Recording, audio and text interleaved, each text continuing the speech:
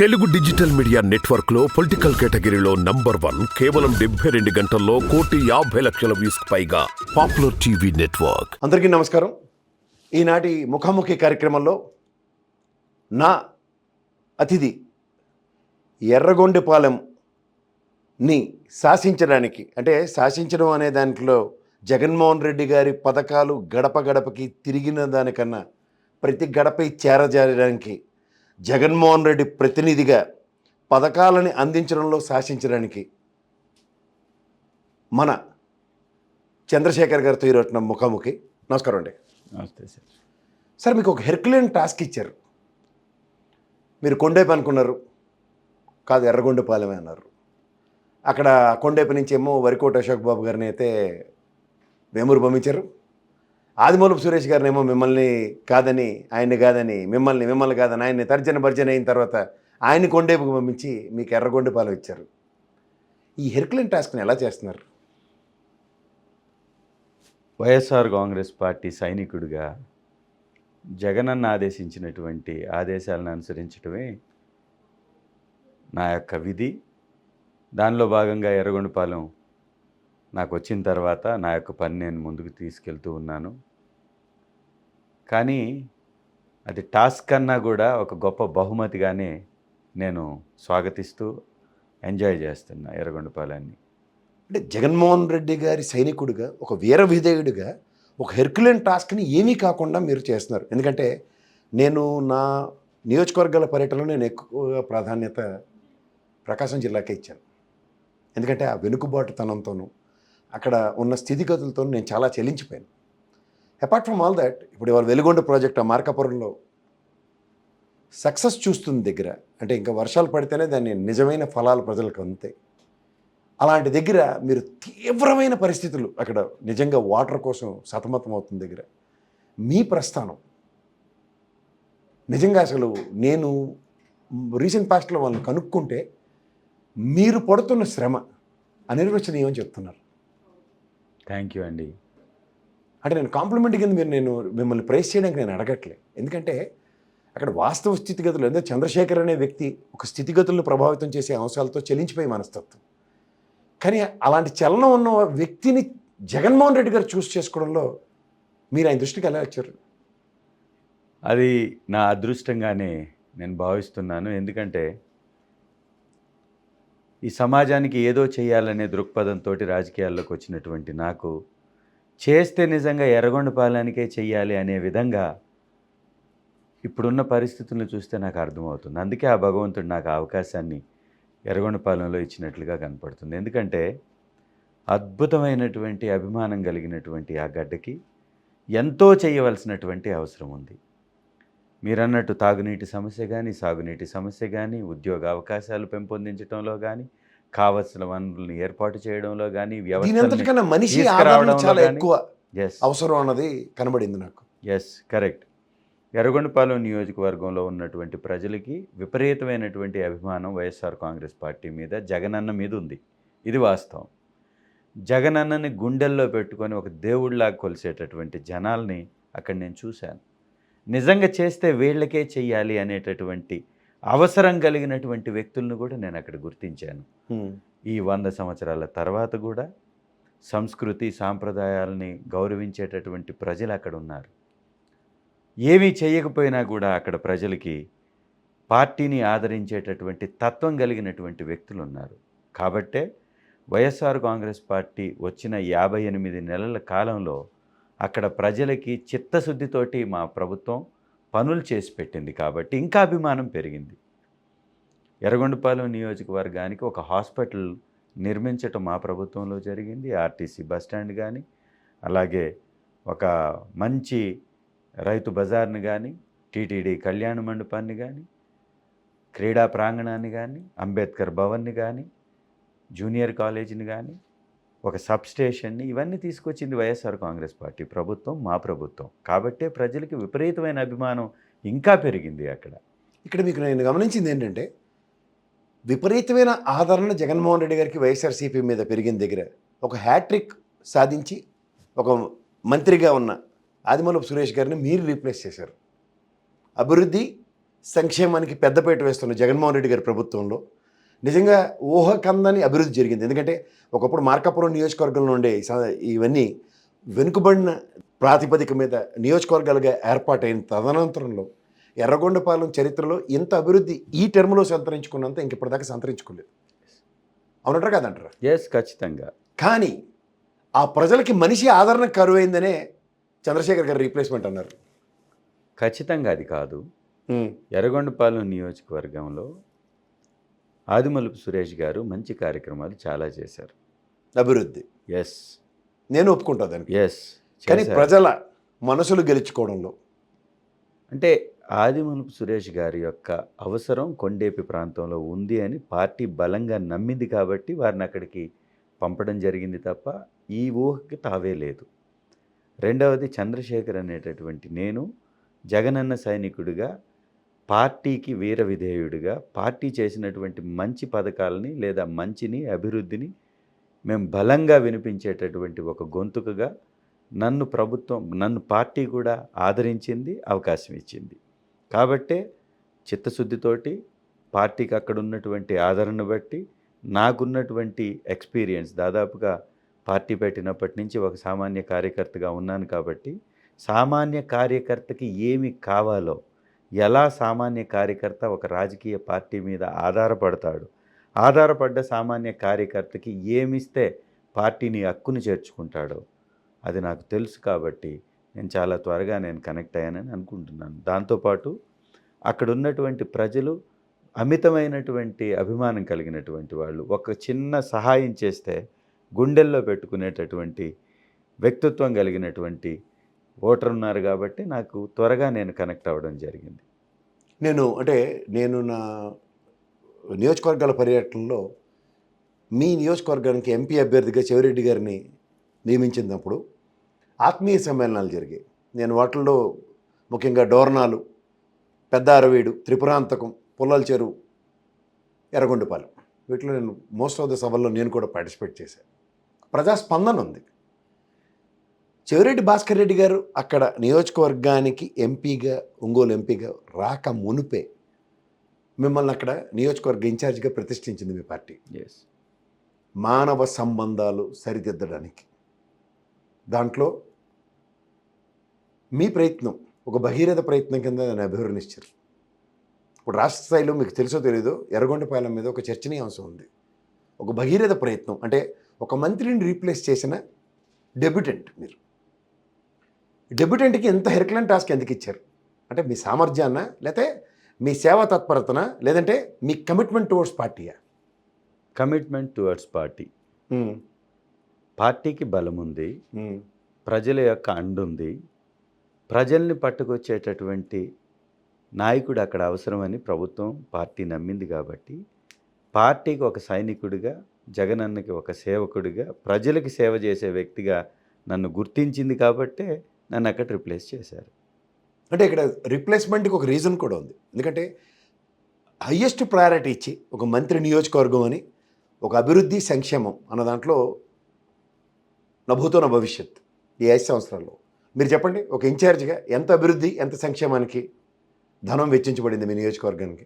మా నియోజకవర్గంలో దాదాపుగా 2,07,000 మంది ఓటర్లు ఉంటే 1,86,000 మందికి పథకాలు అందాయి.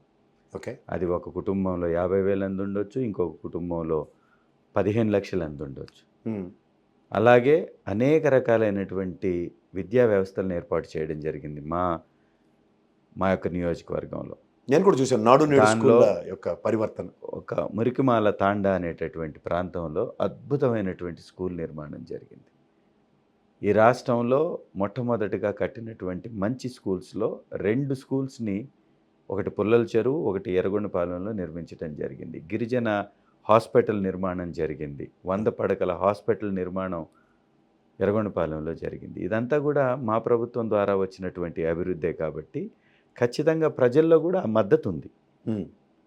ఇవాళ ఎర్రగొండపాలెంకి చంద్రశేఖర్నే ఎందుకు అక్కడ అవకాశం కల్పించారంటే ఖచ్చితంగా పార్టీకి ఉన్నటువంటి ఆ బలాన్ని నేనైతే కొనసాగించగలగనని జగనన్న నమ్మారు. అందుకే నాకు అవకాశం వచ్చింది. ఇప్పుడు మరి గతంలో ఎవరైతే కాంగ్రెస్ ప్రత్యర్థిగా తెలుగుదేశం నుంచి ఉన్న అజిత్ రావు గారు అనుకుంటాను. ఆయన ఇవాళ ఇండియన్ కాంగ్రెస్ నుంచి నిలబడుతున్నారు. ఆయన నిలబడిన ప్రాసెస్లో మీ పార్టీ ఓటు బ్యాంకు కాంగ్రెస్ పరంగా ఏమైనా చేరడానికి ఏమైనా? అజితారావు గారు ఒక మహిళ. ఆవిడ ఆల్రెడీ 2 సార్లు పోటీ చేశారు, ఓటమి చెందారు. కానీ నమ్మినటువంటి తన ఓటర్లని వమ్ము చేస్తూ ఈ రాష్ట్రాన్ని దగా చేసినటువంటి కాంగ్రెస్ పార్టీలో చేరడం అంటే తను నమ్ముకున్నటువంటి వాళ్ళని అవమానపరచటమే. అందుకే సందేహమే లేదు. ఎందుకంటే ఈ రాష్ట్రాన్ని అన్ని రంగాలలో దోపిడీ చేసినటువంటి ప్రభుత్వాలని సపోర్ట్ చేస్తూ రాష్ట్రాన్ని ఏ విధంగా శాస్త్రీయంగా విడదీయకుండా అన్ని రకాలుగా నష్టపరిచినటువంటి ఏదన్నా పార్టీ ఉందంటే అది కాంగ్రెస్ పార్టీ. ఇవాళ తెలంగాణ ఆర్థికంగా బలపడి ఆంధ్ర ఆర్థికంగా చితికిపోతుంది అంటే కారణం కాంగ్రెస్ పార్టీ చేసినటువంటి ఆ బైఫర్కేషన్. సాంకేతికంగా ఆర్థికంగా ఏ రకంగా కూడా నియమాలను పాటించకుండా అశాస్త్రీయంగా విడదీసింది, ప్రజల్ని దగా చేసింది. వైఎస్ఆర్ కాంగ్రెస్ పార్టీ రాక మునుపు కాంగ్రెస్ పార్టీకి జవజీవాలు పోసినటువంటి వైఎస్ గారి కుటుంబాన్ని ఎంతో అవమానపరిచింది. జగనన్న గారిని విపరీతంగా కష్టపెట్టింది ఆ పార్టీ. ఇవాళ ఆ కాంగ్రెస్ పార్టీకి వైఎస్ఆర్ గారి కుటుంబమే మళ్ళీ కావాల్సి వచ్చింది కాబట్టే షర్మిలమ్మ గారిని మధ్యలో పెట్టేసి నాటకాలు ఆడుతుంది కాంగ్రెస్ పార్టీ. అలాంటి దగా చేసిన కాంగ్రెస్ పార్టీకి సపోర్ట్గా నిలబడ్డటువంటి అజితమ్మ గారికి సపోర్టర్స్గా ఎవ్వరూ నిలబడరు. కాబట్టి ఆ పార్టీ వలన మాకు ఎలాంటి నష్టము లేదు, వాళ్ళు మాకు పోటీయే కాదు. అంటే నేను అంటుంది ఏంటంటే 2009లో మీకు నిజంగా గమనించగలిగితే 2014, 2009, 2019 ఈ 3 ఆదిమూలపు సురేష్ గారు గెలిచిన ప్రస్థానంలో 2 సార్లు మీ వైఎస్ఆర్సీపీ నుంచి, తొలిసారి ఆయన కాంగ్రెస్ నుంచి.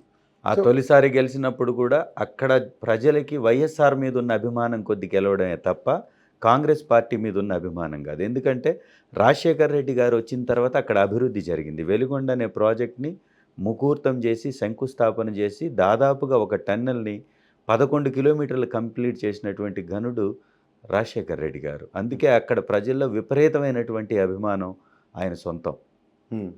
ఆ అభిమానాన్ని బట్టి అక్కడ కాంగ్రెస్ పార్టీ గెలిచింది తప్ప కాంగ్రెస్ పార్టీకి ఈరోజు ఉన్నటువంటి పరిస్థితి అది ఒక గుర్తింపు లేనటువంటి పార్టీ కిందనే లెక్క తప్ప ఇంకోటి కానీ. 2009 కాంగ్రెస్ గెలుపు అనే ఓటు బ్యాంకు 2024లో అజితమ్మ గారు త్రూగా ఎక్కడ ఏ విధంగానూ ఉపద్రవం లేదు. ఖచ్చితంగా కాంగ్రెస్ పార్టీకి ప్రజలు కనెక్ట్ అవ్వరు. మీరు పరిగణించట్లేదు. ఖచ్చితంగా కాంగ్రెస్ పార్టీ వ్యక్తి కన్నా పార్టీ ముఖ్యం. పార్టీని ఇక్కడ ప్రజలు విశ్వసించేటటువంటి పరిస్థితి లేదు. ఎందుకంటే దగా చేసినటువంటి పార్టీ. ఎందుకంటే రాష్ట్ర ప్రజల్ని ఒక అప్పుల ఊబిలోకి నెట్టినటువంటి పార్టీ కాంగ్రెస్ పార్టీ. కాబట్టి కాంగ్రెస్ పార్టీకి ఇక్కడ అవకాశమే లేదు. ఇప్పుడు ఈ ప్రాసెస్లో ఆవిడ ఒక ప్రస్థానం కాంగ్రెస్ నుంచి, తర్వాత తెలుగుదేశం నుంచి పోటీ చేశారు. ఈ ఉపద్రవం ఆవిడ నిజంగా ఓటు బ్యాంకుని చీల్చే కార్యక్రమం అనుకుంటే అది ఇద్దరు పార్టీలకి దెబ్బే కదా. ఒక పక్క ఖచ్చితంగా తెలుగుదేశానికే దెబ్బ, కాంగ్రెస్కి ఎలా? వైసీపీకి వైఎస్ఆర్ కాంగ్రెస్ పార్టీ అభిమాని ఎవరు కూడా ఇతరత్ర పార్టీల వైపు చూడరు. ఎందుకంటే వైఎస్ఆర్ కాంగ్రెస్ పార్టీలో ప్రతి ఒక్కరికి న్యాయం జరిగింది. పార్టీ అంటే విపరీతమైన అభిమానం ఉంది. కాబట్టి ఎట్టి పరిస్థితుల్లో డివిజన్ అనేది మా పార్టీలో జరగదు. ఆవిడ కాంగ్రెస్ పార్టీ తెలుగుదేశం పార్టీ నుంచి గతంలో పోటీ చేశారు కాబట్టి తన పరిచయాలు కానీ తనకున్నటువంటి క్యాడర్ కానీ తెలుగుదేశం వైపు నుంచి ఏమైనా డైవర్ట్ అవుతుందేమో తప్ప మా పార్టీ నుంచి డైవర్ట్ అయ్యే అవకాశమే లేదు. అలా మాటకు వస్తే ఎరిక్సన్ బాబు గారికి కూడా ఉపద్రవం ఉంది ఆవిడ నుంచి. ఎందుకంటే గతంలో ఆవిడ పక్క ఉన్న తెలుగుదేశం ఓటు బ్యాంకు చీల్చే అవకాశం ఉందంటారా? ఎరిక్సన్ బాబు గారికి వాళ్ళ పార్టీలోనే ఉపద్రవాలు చాలా ఉన్నాయి. ఆవిడే ఉంది ఆ పార్టీలోనే 4 ముక్కలుగా చీలిపోయినటువంటి పరిస్థితి ఎర్రగొండపాలెంలో ఉంది. పార్టీలో ఏ పెద్ద నాయకులు కూడా వారికి అండగా లేదా వారి వ్యక్తిత్వాన్ని ఆదరించే పరిస్థితిలో లేనే లేదు.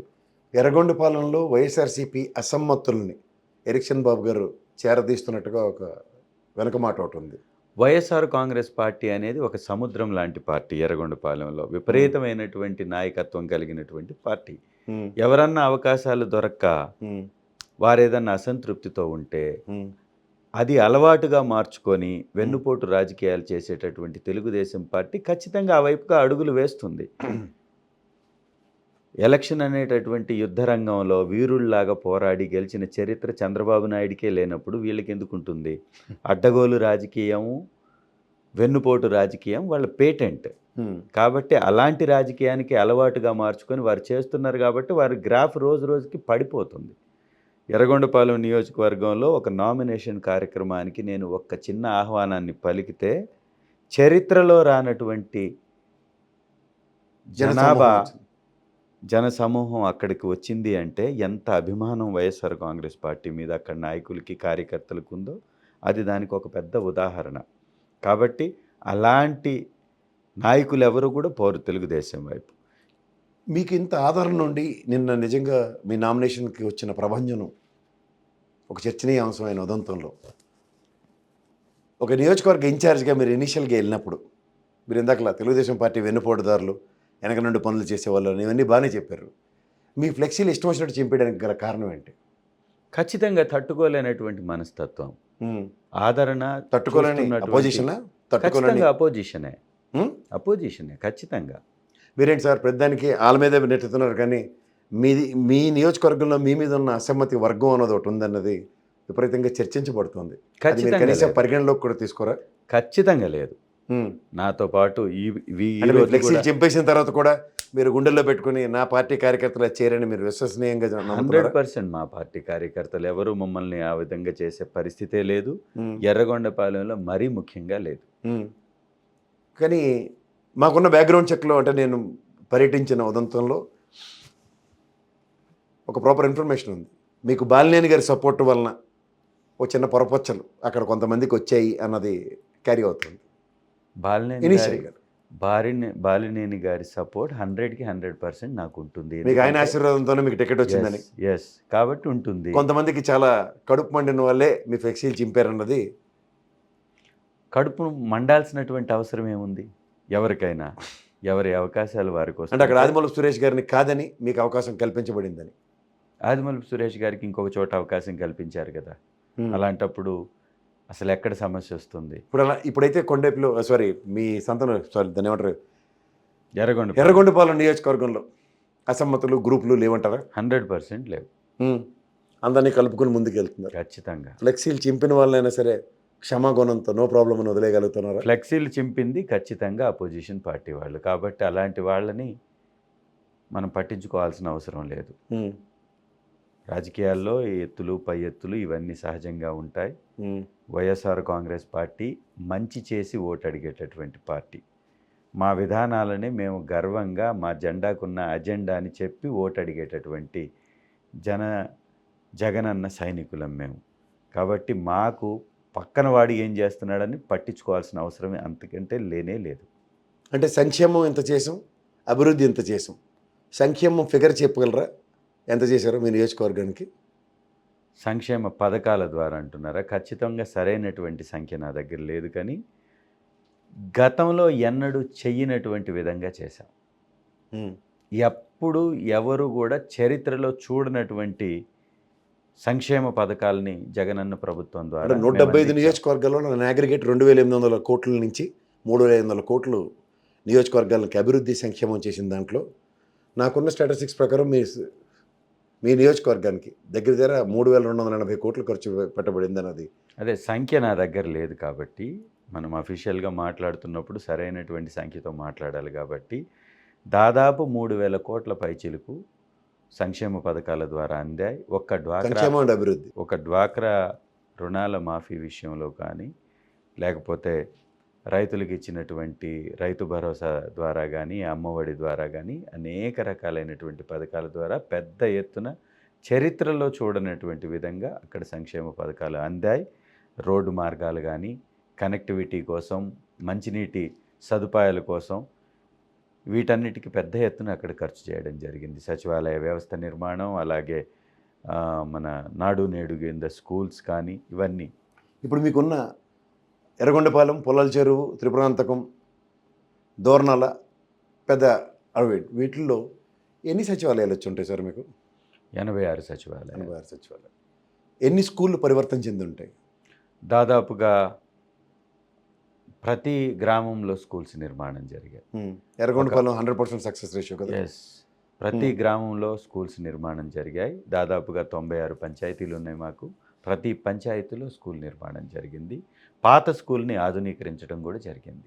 కాబట్టి ఈ విలేజ్ క్లినిక్లు, విలేజ్ క్లినిక్స్ అండర్ కన్స్ట్రక్షన్స్లో కొన్ని ఉన్నాయి, కొన్ని కంప్లీట్ చేయబడ్డాయి, ఆర్బీకే సెంటర్లు కంప్లీట్ అయ్యాయి. అన్ని నియోజకవర్గాలు అంటే మేము అన్ని మండలాలకి ఆర్బీకే సెంటర్లు కంప్లీట్ ఉన్నాయి, అయ్యాయి, అన్ని చోట్ల కంప్లీట్. సచివాలయాలతో అనుసంధానించుకుని. సో ఇవన్నీ మీరు వాళ్ళ చేశారు కాబట్టి దోర్నాలలో ప్రత్యేకంగా గిరిజనుల కోసం అత్యాధునిక సదుపాయాలతోటి ఒక హాస్పిటల్ నిర్మాణం జరుగుతుంది. నేను ఎన్ని పడకలదండి అది? నేను అక్కడ ఇన్ఛార్జిగా నియమించబడ్డ తర్వాత ROF పట్టాలు 1000 ఇప్పించాం. దాదాపుగా వాటర్ బిల్స్ అన్నీ కూడా క్లియర్ చేశాం. ఇదే మీరు వాటర్ బిల్స్ క్లియర్ చేయడంలో మీరు అత్యంత శ్రద్ధ చూపించి ఇవాళ అక్కడ అల్లాడుతున్న ప్రజలకి చంద్రశేఖర్ అనే వ్యక్తి భరోసా, అంటే జగనన్న భరోసా లాగా అంత భరోసా ఇస్తున్నారని తెలిసింది. ఖచ్చితంగా అది మీరు జగన్ ఇన్ఛార్జిగా తీసుకున్న వెంటనే ఎన్ని బోర్లు కొట్టించారు సార్? దాదాపు 46 బోర్లు కొట్టించాం. 3 టర్ముల మంత్రిగా చేసిన వ్యక్తి 46లో బోర్ల యొక్క ప్రాధాన్యత ఆయనకి తెలియలేదనా? ఖచ్చితంగా వారి హయాంలో కూడా వేశారు. సరిపడా బోర్లు లేవు. ఇప్పుడు స్వతంత్రం వచ్చిన 75 సంవత్సరాల తర్వాత కూడా తాగునీటి కోసం అల్లాడుతున్నారు ప్రజలంటే అంతకుముందు ప్రభుత్వాలు పూర్తిగా విస్మరించాయని అర్థం. అంటే మీ 5 ఏళ్ల ముందు ఉన్న ప్రభుత్వం అసలు కన్సిడర్ చేయలేదంటారా? ఖచ్చితంగా చేయలేదు. అంటే ఆదిమూలపు సురేష్ గారు అపోజిషన్ లీడర్గా ఉండి, అంటే అపోజిషన్ పార్టీలో ఉన్నందుకు ఆయన గలం సరిగ్గా వినలేదా?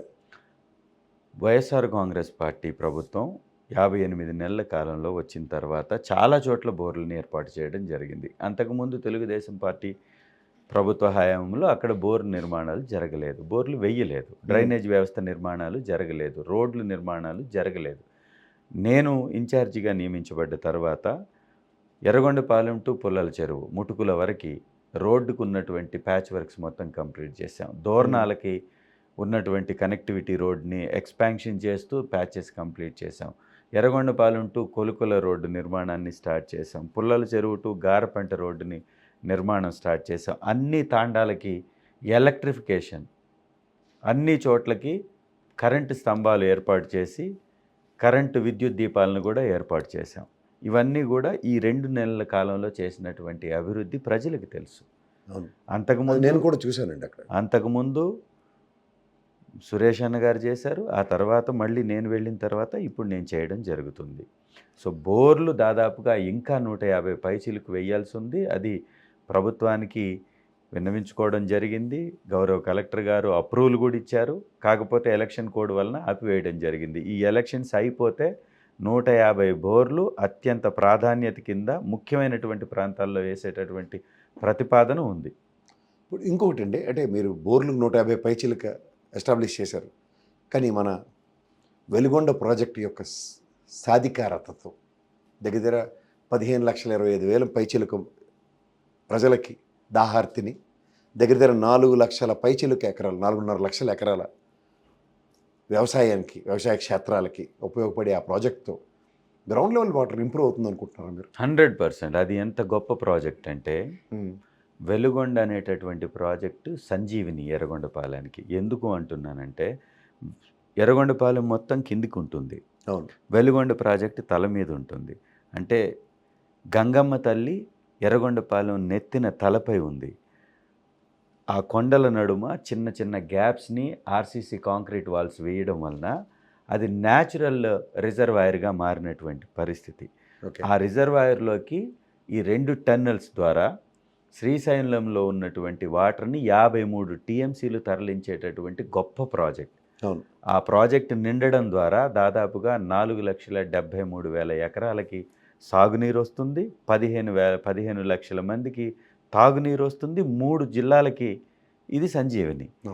దాంతోపాటు పుల్లల చెరువు అనేటటువంటి మండలానికి T5 కాలువ ద్వారా 11,500 ఎకరాలకి సాగునీరు అందించేటటువంటి ప్రాజెక్టు కేవలం 83 కోట్లతోటి కంప్లీట్ కాబోతుంది. అలాగే అది ల్యాండ్ అక్విజిషన్ అయిపోయింది, టెండర్లో ఉంది అది T5 కాలువ అనేది. ప్రాజెక్ట్ వెలుగొండ ప్రాజెక్ట్ సంపూర్ణంగా కంప్లీట్ అయింది. సంపూర్ణంగా వాటర్ని నింపుకునేటటువంటి వెసులుబాటు ఉంది. కాకపోతే R&R ప్యాకేజ్ కొంతమందికి ఇచ్చి ఉంది, కొంతమందికి ఇవ్వాల్సి ఉంది. అందుకే వెలుగొండ ప్రాజెక్టు ఓపెనింగ్కి వచ్చినటువంటి ప్రారంభోత్సవానికి వచ్చిన గౌరవ ముఖ్యమంత్రి గారు అందరి సమక్షంలో మాట ఇవ్వడం జరిగింది. ప్రభుత్వాన్ని ఏర్పాటు చేసినటువంటి 3 నెలల కాలంలోనే R&R ప్యాకేజ్ రిలీజ్ చేస్తానని కూడా చెప్పడం జరిగింది. కాబట్టి ఆల్రెడీ ప్యాకేజ్ ఎవరికైతే ఇచ్చారో వాళ్ళు అక్కడి నుంచి షిఫ్ట్ అయిపోయారు. ఇమీడియట్గా ఇప్పుడు వర్షాలు పడి వాటర్ కానీ స్టోరేజ్ అయితే శ్రీశైలం డ్యాంలో ఇమీడియట్గా కొంతమేర నింపుకునేటటువంటి అవకాశం ఉంది. అలా నింపడానికి ఎలాంటి అడ్డంకులు కూడా లేవు. ఎందుకంటే R&R ప్యాకేజ్ కింద కొంతమందికి ఇచ్చినటువంటి వాళ్ళు షిఫ్ట్ అయిపోయారు కాబట్టి కొంతమేర మనం నింపేటటువంటి వెసులుబాటు వెలుగొండ ప్రాజెక్టులో ఉంది. వెలుగొండ ప్రాజెక్టులో వాటర్ కానీ వస్తే వెలుగొండ ప్రాజెక్టులో వాటర్ని స్టోర్ చేసినప్పుడు అక్కడ ఉన్నటువంటి భూముల్లోకి వాటర్ వెళ్తుంది, గ్రౌండ్ లెవెల్ వాటర్ పెరుగుతుంది, బోర్లు మొత్తం పనిచేయడం ఆరంభిస్తాయి. బోర్ల నిర్మాణం ఉంది కాబట్టి వెసులుబాటు విస్తీర్ణంలో కూడా వ్యవసాయం చాలా అధికంగా జరిగేటటువంటి అవకాశం ఉంటుంది. కాబట్టి సస్యశ్యామలమయ్యేటటువంటి పరిస్థితులు ఎర్రగొండపాలెనికి పుష్కలంగా ఉన్నాయి. మీకున్న 5 మండలాల్లో పుల్లల చెరువుని వితిన్ స్పాన్ ఆఫ్ 6 months మీరు దాన్ని సక్సెస్ఫుల్ ఒక అగ్రికల్చర్ సెక్టర్ కింద దాన్ని డెవలప్ చేయగలుగుతారా? ఖచ్చితంగా 1 year లోపల 1 year ఖచ్చితంగా 1 year లోపల ఎర్రగొండపాలెం నియోజకవర్గంలో ఉన్నటువంటి వ్యవసాయ భూములన్నిటికీ వాటర్ ఇచ్చేటటువంటి కెపాసిటీ మా ప్రభుత్వానికి ఉంది. మా పార్టీ ద్వారా ఖచ్చితంగా ఆ పని చేసి పెడతాం. ఇప్పుడు మీరు Veligonda project as soon as you become the incharge for Yerragondapalem మీ సమక్షంలోనే అంటే జగన్మోహన్ రెడ్డి గారు దాన్ని ఓపెన్ చేయడానికి అది నా అదృష్టం. How do you feel? Great very great. అది జగనన్న నాకు ఇచ్చినటువంటి వరం.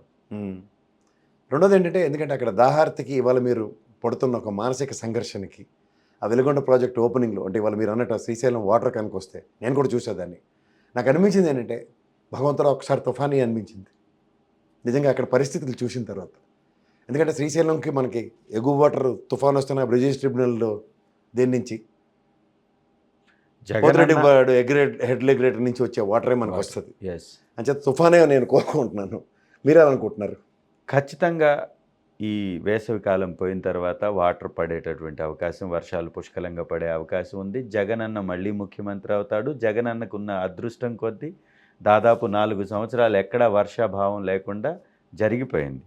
ఈ లాస్ట్ ఇయరే కొంత వర్షాభావం రావడం వలన ఎండిపోయినటువంటి మాట వాస్తవం. కాబట్టి రేపు రాబో కాలంలో ఖచ్చితంగా వర్షాలు పడతాయి. వర్షాలు పడాలంటే జగనన్న రావాలి. చంద్రబాబు నాయుడు లాగా దురదృష్టవంతుడు కాదు. జగనన్న వచ్చినటువంటి అతి కొద్ది సమయంలోనే అన్ని ప్రాంతాలను డెవలప్ చేసినటువంటి ఘనుడు. ఈరోజు వెలుగొండ ప్రాజెక్టు నింపి ఎర్రగొండపాలెంతో పాటు కడప మరియు ప్రకాశం జిల్లాలోని అనేక ప్రాంతాలకి వాటర్ ఇవ్వబోతున్నటువంటి ప్రాజెక్ట్ని సంపూర్ణంగా పూర్తి చేసినటువంటి ఘనుడు. ఇప్పుడు ఎర్రగొండపాలెం అన్నది ఎలా ఉంటుందంటే నాటి రాజశేఖర రెడ్డి గారిది, ఇప్పుడు జగన్మోహన్ రెడ్డి గారి అడ్డా కింద చెప్తారు పులివెందుల తర్వాత లక్కీ మస్కెట్స్. అండ్ ముఖ్యంగా వెలుగొండ ప్రాజెక్టుకి సంబంధించి ఎందుకంటే మీరు కొత్తగా వచ్చిన నియోజకవర్గంలో నిలదొక్కోవాలంటే వెలుగొండ ప్రాజెక్టు ఆర్ఆర్ ప్యాకేజీలో కొన్ని అవకతవకలు ఉన్నాయి. వాటిని సరిదిద్దడానికి మీ గెలుపు నిజంగా అవసరం అనుకుని నేను స్థానికంగా అక్కడ తిరిగిన తర్వాత చందన్న గారి ఆయనలోనే దానికి సమన్యాయం జరుగుతుందని కొంతమంది చెప్తున్నారు. ఖచ్చితంగా అవకతవకలు కానీ జరిగి ఉంటే డెఫినెట్గా వాటి మీద చర్యలు తీసుకుంటాం. ఎవరైతే తప్పకుండా ఎవరైతే ఖచ్చితంగా నేను ఒక చిన్న విషయం చెప్తాను, తర్వాత దాన్ని ఆన్సర్ చేయడం మీకు చాలా సులువు అవుతుంది. 13,000 మెజారిటీతో స్టార్ట్ అయిన కాంగ్రెస్ ప్రస్థానంలో ఆదిమూల సురేష్ గారు 31,000 పైచిలక రెండో టర్మ్లో మెజారిటీ వచ్చింది. అది డ్రాస్టిక్గా 19,000 పడిపోయింది 2019లో. అంత జగన్మోహన్ రెడ్డి గారి ప్రభంజనంలో కూడా. If you really look into it now, ఇప్పుడు మెజారిటీని మీరు ఇంప్రూవ్ చేసుకుంటూ ప్రజల హృదయాలు గెలుచుకున్న చంద్రశేఖర్గా శాసించే స్థాయికి వెళ్తారా? ఎందుకంటే నియోజకవర్గానికి జరిగిన ఆర్ఆర్ ప్యాకేజీలో అవకతవకలు ఖచ్చితంగా సవరదీస్తారని. ఖచ్చితంగా చేస్తాను. కానీ అతి ముఖ్యమైనటువంటి మాట ఏంటంటే ఎక్కడ ఎర్రగొండపాలెంలో ఏ టైంలో కూడా మెజారిటీ తగ్గలేదు. ప్రతిసారి 13,000 కాంగ్రెస్ ఆయనలో, రెండో టర్మ్ 2014లో 31,000 కాదు 19,000 అప్పుడు, మూడవసారి 2019లో 32,000 మెజారిటీ. ప్రతిసారి పెరుగుతూనే వచ్చింది తప్ప ఎక్కడా తగ్గలేదు. 14లో 31,632, 19లో 31,000 చూడండి ఒకసారి చెక్ చేసుకోండి. 100% 2019లో 31,000 పైచిలకు ఓట్ల మెజారిటీ తోటి ఆదిమూల సురేష్ గారు గెలిచారు. 2019లో 14లో 19,000 చిల్లర. నేనేం రేటు మీరేం రేటు ఓవరాల్గా 13,000 పైచిలుక 19,000 పైచిలుక 31,000 పైచిలుక ఈ Yes. 3 ప్రస్థానాల్లో ఎస్. మీకు 31,000 పైచిలుక అంటే మాత్రం ల్యాండ్ మార్క్ సెట్ చేసినట్టే. దానికన్నా ఎక్కువ మెజారిటీ రావాలి. ఖచ్చితంగా వస్తుంది. ఎందుకంటే జగన్మోహన్ రెడ్డి గారి అంచనాలు మీరు సరిచేయాలంటే if you really want to reach to his expectations అంటే మీకు ఖచ్చితంగా మెజారిటీ ఎందుకు రావాలి అంటే ఎర్రగొండపాలెంకి ఎలాంటి పరిపాలన కావాలో ఖచ్చితంగా జగనన్న సైనికుడిగా అందిస్తా. ఉమ్, ఎర్రగొండపాలెం నియోజకవర్గ ప్రజల యొక్క అవసరాలేంటో ఈ వెళ్ళినటువంటి ఈ 4 నెలల కాలంలో నేను చాలా దగ్గరుండి గమనించాను. ప్రతి ప్రాంత అవసరాలని నేను గుర్తించాను. కాబట్టి ఎర్రగొండపాలెంలోనే నివాసం ఉండి చరిత్రలో ఎర్రగొండపాలెంకి ఈ 2024 నుంచి 2029 సువర్ణ దశ అనే విధంగా మాత్రం ఖచ్చితంగా చేసి పెడతాను. అంటే ఈ 5 సంవత్సరాల తర్వాత అంటే ఈసారి ఖచ్చితంగా. వర్షం పడితే మన అదృష్టం వెలుగొండ ప్రాజెక్ట్ త్రూగా ఎర్రగొండపాలెం సస్యశ్యామలం కాబోతుంది. ఒకవేళ ఈ 154 బోర్లు మీరు కొట్టిస్తానన్న దాంట్లో ఎందుకంటే నేను కూడా అక్కడ ప్రభావితం అయ్యాను, చాలా చెల్లించిపోయాను. దీంతో అట్లీస్ట్ నెక్స్ట్ టైం ఇలాంటి వాటర్ ఎద్దడి లేకుండా ఒక ప్రాయోజిత కార్యక్రమం కింద దీన్ని అభివర్ణించవచ్చు. ఖచ్చితంగా. ఎలా అంటే గ్రౌండ్ వాటర్ ఉంది ఇప్పుడు కూడా. బోర్లు వేస్తే బోర్లో వాటర్ వస్తుంది. చేయవలసింది దగ్గర 12 అడుగుల దాకా పవర్ సప్లై ఇచ్చి బోర్లు ఏర్పాటు చేస్తే ఖచ్చితంగా అక్కడ వ్యవసాయానికి ఎలాంటి ఇబ్బంది ఉండదు. మొట్టమొదటిది. రెండవది, ఎగువన పడేటటువంటి వర్షాలతో కూడా శ్రీశైలం డ్యాంలో వాటర్ వచ్చేటటువంటి అవకాశాలు మెండుగా ఉన్నాయి. లాస్ట్ టైం కూడా మనం చూసాం. మనకి ఏపీలో వర్షాలు పడినప్పుడు కూడా ఎగువ ప్రాంతంలో ఎగువ రాష్ట్రాల్లో పడ్డ వర్షాలతోటి శ్రీశైలం డ్యామ్ నిండినటువంటి చరిత్ర మనకుంది. ఆ ప్రకారం చూసినా కూడా ఖచ్చితంగా అక్కడి నుంచి వాటర్ షిఫ్ట్ చేసుకొని లిఫ్ట్ ఇరిగేషన్ కింద ఈ 2 టన్నెల్స్ కంప్లీట్ అయి ఉన్నాయి. కాబట్టి ఖచ్చితంగా వాటర్ని స్టోర్ చేస్తాం. దానిలో ఎలాంటి సందేహం లేనే లేదు. మూడవది, అతి ప్రాధాన్యమైనది, అక్కడ వ్యవసాయ ఆధారిత భూమి చాలా ఎక్కువ, లభ్యత ఎక్కువ, కష్టపడేటటువంటి మనస్తత్వం కలిగినటువంటి వ్యక్తులు ఎక్కువ, రైతాంగం ఎక్కువ. వారికి మనం చేయవలసింది కావలసినటువంటి పవర్ ఏర్పాటు, వాళ్ళకి కావాల్సినటువంటి వాటర్ సదుపాయాన్ని దాన్ని ఏ విధంగా ఇవ్వాలి అనేదే ప్రభుత్వం చేయాలి. ప్రభుత్వంలో ఒక సభ్యుడిగా బాధ్యత కలిగినటువంటి అక్కడ వ్యక్తిగా ఖచ్చితంగా అది నేను చేసి పెడతాను. దాంతోపాటుగా వ్యవసాయ ఆధారిత కేంద్రాలనే అక్కడ వ్యవస్థల్ని ఏర్పాటు చేయాల్సినటువంటి అవసరం ఉంది. ఎర్రగొండపాలెం అనేది చాలా మంచి నియోజకవర్గం. ఎలా అంటే ఇటు కర్నూలుకి కానీ, ఇటువైపున బెంగళూరుకి కానీ, హైదరాబాద్కి కానీ, విజయవాడకి కానీ 4 గంటల నుంచి 6 గంటల లోపల ప్రయాణంతో రీచ్ అయ్యేటటువంటి ప్రాంతం. అన్నిటికీ అనుకూలమైనటువంటి ప్రాంతం. అక్కడ కానీ పరిశ్రమలను తీసుకురాగలిగితే యువతకి విపరీతమైనటువంటి అంటే పరిశ్రమలు అంటే నేను తిరిగి ఉపాధి కలుగుతుంది. వెలుగొండ ప్రాజెక్ట్ సక్సెస్తో ఒక విధంగా వాటర్ ప్రాబ్లమ్స్ కనుక రిజాల్వ్ అయితే ప్రకాశం మార్కాపురం పరిసర ప్రాంతాల్లో ఒక 70,000 ఎకరాల పైచిలుక ప్రభుత్వ భూమి ఉంది. ఇండస్ట్రియలైజేషన్ పట్ల మీ కమిట్మెంట్ ఎలా ఉండబోతుంది? ఖచ్చితంగా వ్యవసాయ ఆధారిత వ్యవస్థలను కానీ ఏర్పాటు చేస్తే, కంపెనీస్ని తీసుకొస్తే, స్టోరేజ్ నిర్మాణాలను కానీ ఏర్పాటు చేస్తే, మిర్చి అధికంగా పండేటటువంటి ప్రాంతం, దాంతోపాటుగా పొగాకు అత్యంత ఎక్కువగా పండేటటువంటి ప్రాంతం. కాబట్టి వాటికి సంబంధించినటువంటి వ్యవస్థలను కానీ ఏర్పాటు చేస్తే ఉపాధి పెరుగుతుంది. దాంతోపాటు వరికపొడి శిలతో పాటు వరికపొడి శిల వలన కూడా వరికపొడి శిల ఆల్రెడీ ప్రారంభోత్సవం జరిగింది. ఒక పుల్లల చెరువు అనేటటువంటి ప్రాంతానికి దాని ద్వారా కూడా 10,500 ఎకరాలకి సాగునీరు అందించేటటువంటి ప్రాజెక్ట్ అది. సో దాని ద్వారా కూడా వాటర్ సోర్సెస్ని క్రియేట్ చేసుకునేటటువంటి అవకాశం ఉంది. త్రిపురాంతకానికి సాగర్ వాటర్ వస్తుంది. ఆ సాగర్ వాటర్తో త్రిపురాంతకంలో ఎలాంటి సమస్య లేదు. సాగర్ వాటర్ కానీ వచ్చిందంటే ఖచ్చితంగా త్రిపురాంతకానికి ఏ ఇబ్బంది ఉండేటటువంటి పరిస్థితి లేదు. కావాల్సింది ఏంటంటే త్రిపురాంతకం ఆ సాగర్ కెనాల్ మీద ఒక బ్రిడ్జ్ నిర్మాణం జరగాలి. ఎందుకంటే పుల్లల చెరువు టు త్రిపురాంతకం మధ్యలో ఆ రోడ్డు మార్గాన్ని విస్తరించి ఖచ్చితంగా కానీ చేస్తే ఈ పండినటువంటి పంటని ఈ వ్యవసాయ కేంద్రాలకి తరలించుకునేటటువంటి వెసులుబాటు ఉంటుంది. కోల్డ్ స్టోరేజ్ల నిర్మాణం జరుగుతుంది. ఖచ్చితంగా పక్క గ్రామాల నుంచి కూడా, పక్కనున్నటువంటి మండలాలు, కాన్స్టిట్యున్సీల నుంచి కూడా అక్కడికి రైతులు వచ్చే అవకాశం ఉంటుంది. కాబట్టి ఇవన్నీ చేస్తే ఉపాధి పెరుగుతుంది, రైతులకి విపరీతమైనటువంటి లబ్ధి జరుగుతుంది. ఇవన్నీ కూడా ఒక ప్రణాళికతోటి ముందుకు వెళుతున్నాం. ఐటీ రంగాన్ని కూడా అభివృద్ధి చేయాల్సినటువంటి అవసరం ఉంది. ఎందుకంటే అతి దగ్గరగా హైదరాబాద్కి ఉండేటటువంటి ప్రాంతం అది. ఇవాళ హెడ్ క్వార్టర్స్కి మా మేనిఫెస్టో ద్వారా 2,000 కోట్లతోటి హెడ్ క్వార్టర్స్ అన్నిటిని కూడా ఆధునీకరిస్తామని చెప్పేసి జగనన్న చెప్పాడు. కాబట్టి చెప్పాడంటే చేస్తాడు. కాబట్టి 2,000 కోట్ల పెట్టుబడులు ఆ హెడ్ క్వార్టర్స్లో వస్తే ఐటీ రంగం కూడా పెరిగేటటువంటి అవకాశం ఉంటుంది. ఆల్రెడీ ఒంగోలులో ఐటీ కంపెనీస్ ఉన్నాయి, వాటిని విస్తరించేటటువంటి అవకాశం ఉంటుంది. రవాణా మార్గం ఉంది. ఇటు చెన్నైకి, బెంగళూరుకి. మేనిఫెస్టోలో కూడా చాలా క్లియర్గా చెప్పాడు కదా, ప్రతి నియోజకవర్గానికి ఒక స్కిల్ డెవలప్మెంట్ ఎస్ ఇది ఇస్తానండి. కరెక్ట్. సో అది మీ నియోజకవర్గానికి ఉపయోగపడుతుంది ఖచ్చితంగా యువతని. సో మీ 5 మండలాలకి మీరు ఒక ప్రణాళిక సిద్ధం చేసుకున్నారు. ఎస్, ప్రజల్లో మమేకమై తిరుగుతూ వాళ్ళ స్థితిగతులను ప్రభావితం చేసే ప్రతి అంశానికి తగ్గట్టు కార్యాచరణ. స్కిల్ డెవలప్మెంట్ సెంటర్ ఏర్పాటు వలన యువతలో నైపుణ్యం పెరిగి వివిధ రంగాల్లో వాళ్ళు నైపుణ్యంతో ఉండడం వలన వాళ్ళకు ఉపాధి పెరుగుతుంది ఖచ్చితంగా. ఇది చాలా అవసరం కూడా. ప్రతి గ్రామంలో, ప్రతి కాన్స్టిట్యున్సీలో ఏర్పాటు చేయడం వల్ల రాష్ట్రం మొత్తం సస్యశ్యామలం అవుతుంది. ఇక్కడ మీకు ఇది కూతవేడి దూరంలో ఉన్న మాచర్ల నియోజకవర్గం నిజంగా పర్యావరణ అనుమతులు, ఫారెస్ట్ డిపార్ట్మెంట్ అనుమతుల కోసం జగన్మోహన్ రెడ్డి గారు నిరంతర శ్రామికుడిగా సాధించిన విజయం ఒకటి ఉంది. అలాగే కొల్లేరు పరిసర ప్రాంతంలో అబ్బాయి చౌదరి గారి ఆధ్వర్యంలోను, పెన్నిలి గారి ఆధ్వర్యంలో 2 ఫారెస్ట్ ప్రాజెక్ట్స్ శాంక్షన్ చేసుకోగలిగారు. రోడ్లకి, వాటర్ దీనికి.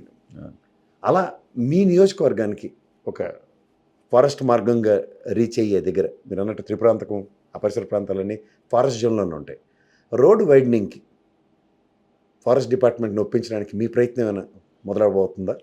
లాస్ట్ టైం మేము ఒకసారి ఒక వన్ మంత్. ఎందుకు చెప్తున్నానంటే జగన్మోహన్ రెడ్డి గారి డైనమిజమ్స్ గురించి చెప్పాలంటే దేశంలో 84 ఫారెస్ట్ ప్రాజెక్ట్స్ ఉంటే 2 ప్రాజెక్ట్స్ 84లో 2 ప్రాజెక్ట్స్ శాంక్షన్ అయ్యాయి. ఆ 2 ఆంధ్రప్రదేశ్లో. ఎస్, ఇవాళ అత్యంత అటవీ ప్రాంతం కలిగినటువంటి ఎర్రగొండపాలెంలో అతి ప్రధానమైనటువంటి సమస్య ఇది. గిరిజన బిడ్డలు గ్రామ హెడ్ క్వార్టర్స్కి దాదాపుగా 10 కిలోమీటర్ల దూరంలో వాళ్ళు ఉంటే వాళ్ళకి కనీసం రోడ్డు మార్గం ఏర్పాటు చేయలేనటువంటి పరిస్థితిలో రాష్ట్ర ప్రభుత్వాలని నెట్టవేయబడుతుంది కేంద్ర ప్రభుత్వం ఆధీనంలో ఉన్నటువంటి ఈ ఫారెస్ట్ డిపార్ట్మెంట్. కనీసం వాళ్ళకి ఒక మట్టి మార్గం వేసుకోవడానికి కూడా అవకాశం ఇవ్వని పరిస్థితుల నుంచి ఇవాళ చెంచుగూడాలకి, లంబాడి తాండాస్కి రోడ్డు మార్గాల ఏర్పాటుతో పాటు ఎలక్ట్రికల్ పోల్స్ను కూడా ఏర్పాటు చేసినటువంటి ప్రభుత్వం వైఎస్ఆర్ కాంగ్రెస్ పార్టీ ప్రభుత్వాన్ని. గారపెంట అనేటటువంటి విలేజ్లో ఇవాళ ఎలక్ట్రికల్ పోల్స్ని ఏర్పాటు చేస్తున్నాం, రోడ్డును కూడా వేస్తున్నాం. అటవీ శాఖ అధికారుల నుంచి అనుమతులతోటే ఆ మార్గాన్ని కూడా వేస్తున్నాం. పుల్లల చెరువు హెడ్ క్వార్టర్ నుంచి గారపెంట వరకు వేస్తున్నాం. అలాగే వేయవలసినటువంటి రోడ్లు చాలా ఉన్నాయి. చింతల, చినారుట్ల, తుమ్మలబయలు, ఇవన్నీ ప్రాంతాలకి కరెంటు సప్లై చాలా ఇబ్బందికరమైనటువంటి పరిస్థితి ఉంది. ఎలా తయారైందంటే క్యాంప్ ఆఫీసులకేమో ఏ అనుమతులు ఉన్నా ఏ అనుమతులు లేకపోయినా ఫారెస్ట్ డిపార్ట్మెంట్ వాళ్ళు అన్ని ఎలక్ట్రికల్ అవసరాల కోసం వాళ్ళ నిర్మాణాలు చేసుకుంటున్నారు, ఏర్పాటు చేసుకుంటున్నారు. వాళ్ళకి సదుపాయాలు ఉన్నాయి. ఆ పక్కనే ఉండేటటువంటి చెంచుగూడాలకు మాత్రం కరెంట్ సప్లై లేనటువంటి పరిస్థితి. పాలుట్ల అనేటటువంటి గ్రామం ఉంది. పాలుట్ల గ్రామానికి ఎన్నో సంవత్సరాల చరిత్ర కలిగినటువంటి గ్రామం పాలుట్ల. అద్భుతమైన వ్యవసాయ రంగం అక్కడ వారి సొంతం. కావాల్సినంత పశు సంపద ఉంటుంది. వారికి ఇప్పటికీ కరెంట్ లేదు పాలుట్లకి. ఎర్రగొండపాలెంలో బూత్ నంబర్ 1 పాలుట్ల ఎంతో కష్టపడేటటువంటి వ్యక్తులు ఉండేటటువంటి ప్రాంతం అది. ఆ ప్రాంతానికి ఈ రోజు వరకు ఎలక్ట్రికల్ లైన్లు వేయలేకపోయారు. కారణం ఏంటి అంటే ఖచ్చితంగా వేయిస్తాను. దాన్ని వేయించడానికి ఎంతవరకైనా పోరాడతాం. వారికి మాటిచ్చాం. మాటిస్తే వెనక్కి వెళ్ళేటటువంటి పార్టీ మాది కాదు కాబట్టి ఖచ్చితంగా చేసి పెడతాం. అంటే నాయకుడు మాటిస్తే మడమ తెప్పుడు. ఆయన ప్రతిష్ఠించిన ఆయన సైనికుడిగా మాకు కూడా సైనికుడు కూడా మాటిస్తే మడమ తెప్పుడు. ఖచ్చితంగా. With a good note. All the best mister Chandrashekar. Thank you so much sir. Thank you so much.